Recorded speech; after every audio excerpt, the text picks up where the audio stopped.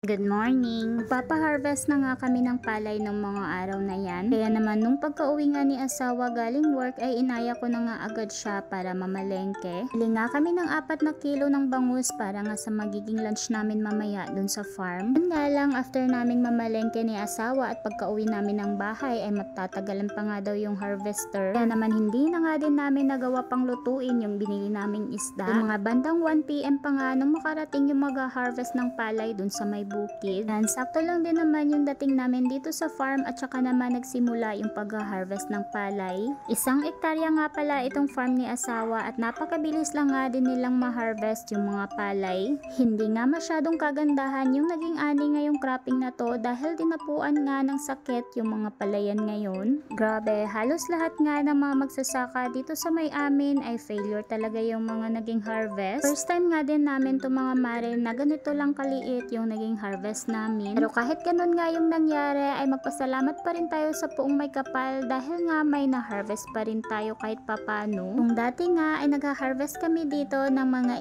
80 up to 100 plus na sako ng palay. Ang laki nga talaga ng binagsak mga mare dahil yung harvest lang nga namin ngayong cropping na to ay nasa 38 sacks lang. Hindi nga din biro yung mga naging gastos sa mga fertilizer at saka sa mga chemicals. Okay lang din naman yun mga mare, nangyayari talaga yun. Anyways, nung mga oras nga na yan ay tapos na nga din yung pag-harvest ng mga palay kaya ayan at yung mga laborer nga ay nagme-merienda na. Yes, merienda na nga lang din mga mare dahil magti 3 PM na nga din ng mga oras na yan. Napay at soft drinks nga pala yung naging merienda nila. Ayan, at habang nagme-merienda pa nga ng mga oras na yan, yung operator nga nitong harvester at ayan nga at inextrahan nga nitong si asawa. Ako, pagdating nga sa mga ganyang bagay ay napakabilis ng matuto nitong si asawa. Nediktahan lang nga siya ng operator dyan kung anong gagawin at ayan nga at napatakbo niya na nga agad. O kung wala nga itong trabaho si asawa ay for sure yung maging trabaho niya ay operator nga din itong harvester. Yan, at feel niya na nga agad yung pagdadrive dyan sa harvester at napakadali lang nga din daw para sa kanya. Anyways, pauwi na nga din kami ng bahay dyan at tingnan nyo naman itong dala naming sasakyan na minivan ay napuno nga din ng sako ng palay. Nag-uwi lang kami ng 6 na sako ng palay para nga sa maging konsumo namin. Ayan, tingnan nyo naman at pinagkasya na nga din namin yung mga sarili namin dito sa may front seat. Ahatid lang din naman namin itong mga palay dun sa may bahay at babalik nga din kami dun sa may farm. Ayan, at pagkabalik nga namin dito sa may farm ay dumating na din yung buyer nitong mga palay. Kaso nga lang ay nagka-problema nga nung mga oras na yan mga mare dahil ayaw nga nilang tanggapin yung palay namin. Mixed green daw kasi at alanganin nga daw yung pag-harvest. Naku, grabe talaga yung pagkadismaya namin nung mga oras na yan dahil ilang oras na nga din kaming nag-aantay. Napakasaklap pa ay inabutan pa nga kami ng napakalakas na ulan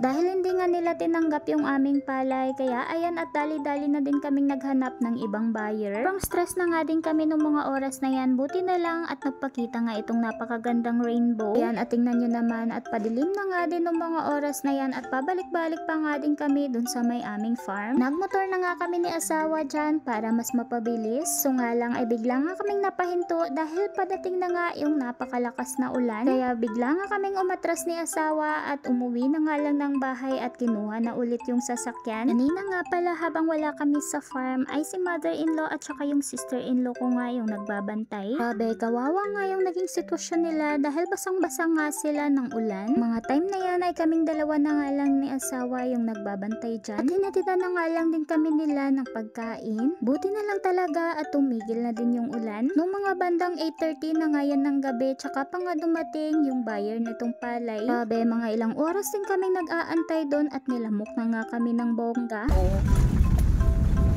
Ayan, ginabi na talaga kami. Sa wakas, nakalis na din. Ayan, ginabi na mga guys. Dilim na ang paligid. Grabe, first time nga talaga itong nangyari sa amin na nagkaganito nga yung sitwasyon. Grabe, magti 3 PM pa nga lang kanina ay tapos na nga yung pag-harvest pero ito nga at inabot pa din kami ng gabi dahil nga sa hindi inaasahang pangyayari.